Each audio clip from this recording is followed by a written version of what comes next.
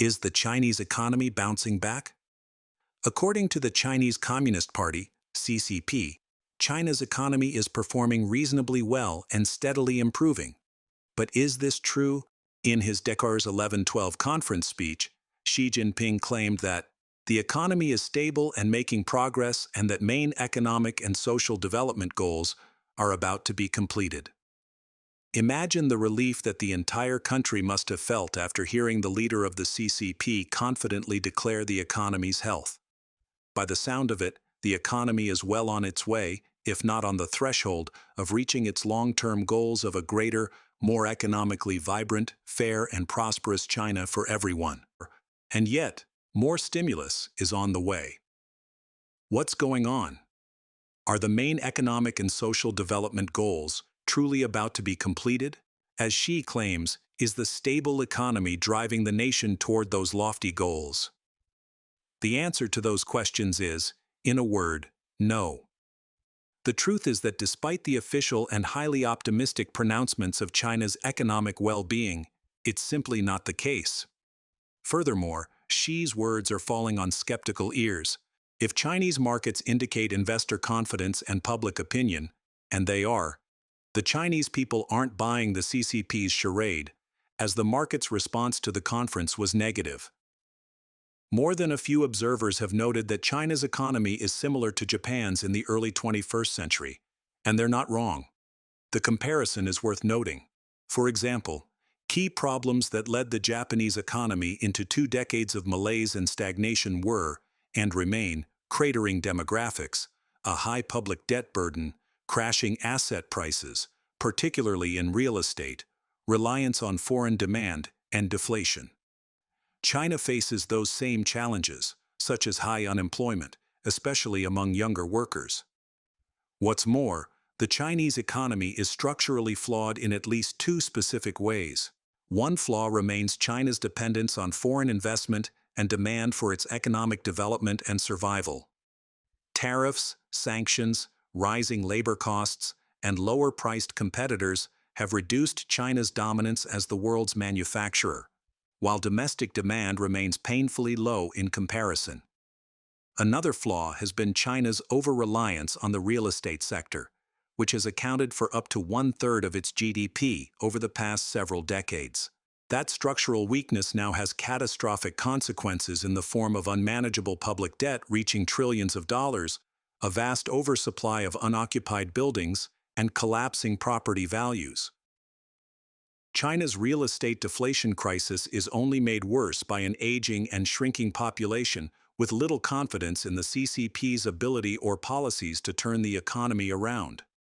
These and other reasons, including lack of freedom and expanding party control over the economy, are why China's economy has problems sustaining itself and generating long-term growth and stability. Of course, the CCP relies on more capital infusions to rescue China's economy. It's not the first time the Chinese authorities have waved the stimulus magic wand to inject billions worth of new money into the economy, lowering interest rates and other stimulus measures. They've been doing so for the past decade or longer. Both history and the present are crystal clear. It won't work. Stimulus, it turns out, is much less stimulating than its namesake implies when it's overused. Chinese economists such as Zhang Weiying understand that from a structural perspective, stimulus and other monetary tools aren't enough to turn things around.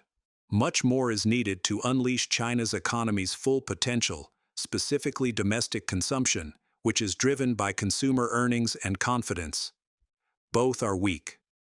According to Zhang, building entrepreneurial confidence depends primarily on the reform direction, not on the strength of monetary policy stimulus. In other words, for the Chinese economy to truly grow and succeed over the long term, economic and political reform is necessary for consumer confidence to rise. Higher consumer confidence leads to greater demand and higher spending, which grows the economy. That's introductory macroeconomics. However, as Zhang noted above, the party will need to make fundamental changes to the economy to raise consumer confidence over the long term. That would require transforming China from a party-dominated command economy into a dynamic, growth-oriented economy driven by domestic consumption, innovation, and a growing middle class. How likely is that to occur?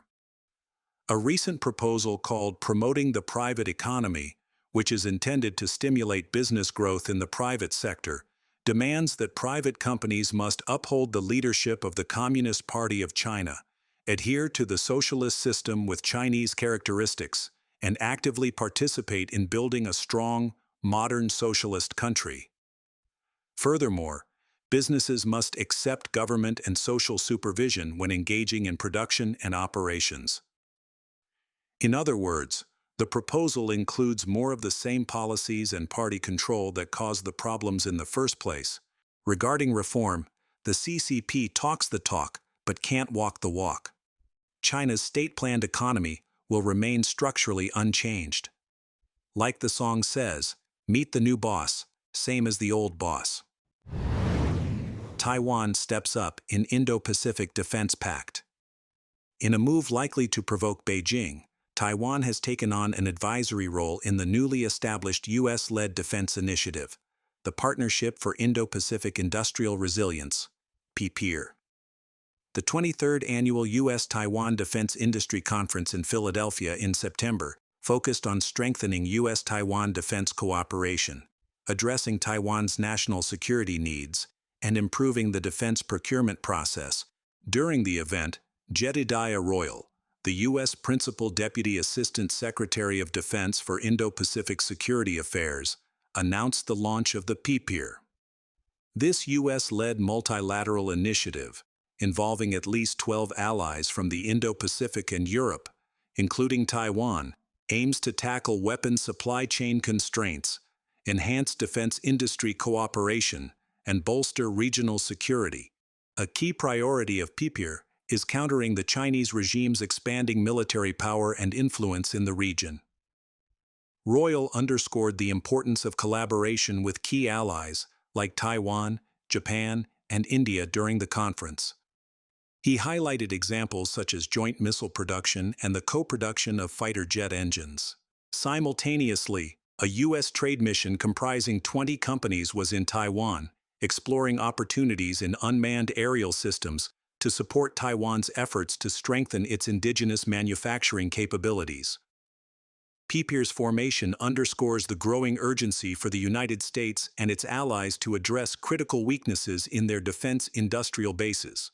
A recent report by the Center for Strategic and International Studies warns that a conflict in the Taiwan Strait could see the United States exhaust its stockpiles of precision-guided munitions within weeks. U.S. vulnerability is further compounded by China's accelerated pace of acquiring high-end weapons, which is occurring at a rate 5 to 6 times faster than the United States. PPIR emphasizes strengthening multinational cooperation and integrating defense industrial bases. A central component of this initiative is the establishment of regional sustainment hubs, which are designed to alleviate the logistical difficulties of resupplying forces across the vast Indo-Pacific region. Additionally, joint production agreements, such as those being considered between Taiwan and the United States, aim to increase output while reducing reliance on single-source suppliers, creating a more resilient and adaptable defense supply chain. Another key priority where Taiwan could play a pivotal role is securing access to critical materials like semiconductors, which are essential for maintaining the uninterrupted production of advanced weapon systems. Taiwan's inclusion in PPIR is pivotal as the island doubles down on its national defense under President Lai Ching-te's 4 Pillars of Peace Action Plan, which prioritizes military preparedness and strengthens international alliances. By participating in PPIR, Taiwan demonstrates its commitment to regional security while directly countering the Chinese Communist Party's, CCP's, narrative that it operates in isolation. Taiwan's defense budget, 2024, has reached a record NT $606.8 billion, $19.1 billion, marking a significant increase after years of stagnant military spending. President Tsai Ing-wen doubled defense spending, extended mandatory military service, and prioritized asymmetric warfare capabilities, such as missiles and drones during her tenure. These efforts align with U.S. initiatives to bolster Taiwan's self-defense capabilities amid growing regional security challenges. Taiwan's Vice Minister of National Defense, Xu Yanpu, represented the island at the inaugural PPIR meeting in Hawaii in October. While Taiwan is not a formal member, its advisory role reflects its substantial contributions to the global defense supply chain, particularly in semiconductor technology and advanced manufacturing. Retired U.S. Navy Rear ADM Mark Montgomery emphasized Taiwan's importance, suggesting that joint weapons production between Taiwan and the United States could be a natural progression of their defense cooperation. The United States and Taiwan are already committed to jointly manufacturing weapons. Xu has further advocated for Taiwan's inclusion in joint production initiatives for critical components, such as F-16 jets and drones, and has urged the United States to streamline technology transfer regulations to address bureaucratic delays hindering Taiwan's development of advanced defense systems. Taiwan's participation in PPIR has both practical and symbolic significance. Practically, it highlights Taipei's growing integration into international defense cooperation frameworks and underscores its crucial role in bolstering defense industrial resilience across the region. Symbolically, it delivers a powerful message to Beijing that Taiwan will not be isolated and that the United States remains unwavering in its commitment to supporting the island. For decades, the CCP has pressured international organizations like the United Nations to exclude Taiwan. Still, Taipei's involvement in PPIR signals a firm rejection of Beijing's efforts to dictate the narrative. This move reaffirms Taiwan's independence in shaping its foreign policies and underscores its determination to confront security challenges without giving in to the CCP's demands.